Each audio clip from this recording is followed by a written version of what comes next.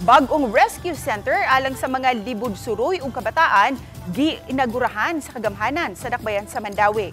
Human sa usa ka buwan nga pagtrabaho sa karaang istruktura sa CSWD office, napurma na ang rescue center.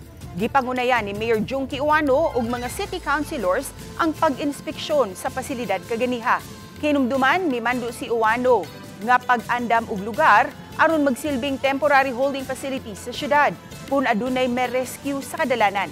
Dungagan pa hinuon og pasilidad sama sa mga kama ang lugar para hamugaway sa temporaryong makaistar sa maong pasilidad. Kasagaran na kanang on the street nga minor nga naba gabi ina kaayo sa mao na kasagaran nga atong i-house dire temporary. But eventually return na gyud nato sa barangay. Kunya sa man sila mo holding area. Siya nga rin ako no sa tent. Di siya na siguro pwede. Di ba? So mo to always itagin mo na hinahinay no. Ang mga ginagmayng efforts dako nag-ikatampo basta magkahiusa. Sama na lang ning gihimo sa mga residente o volunteer sa Barangay Kugon Ramos. Naabta namo sila ni atong Sabado nga nag-clean up sa usa ka parte sa barangay. Gipanghipos ang mga tulda o posters sa palibot. Samtang gipintalan nila ang usa ka wall para limpyo tan-awon.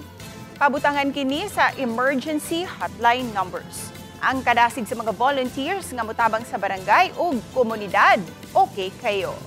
Tao na dito ginunta nga wall niya kanang sa barang sa gym nga side niya. Timing man sad na may na-contact man ang owner. Pila ra man sa budget. Tamutan na sa grupo.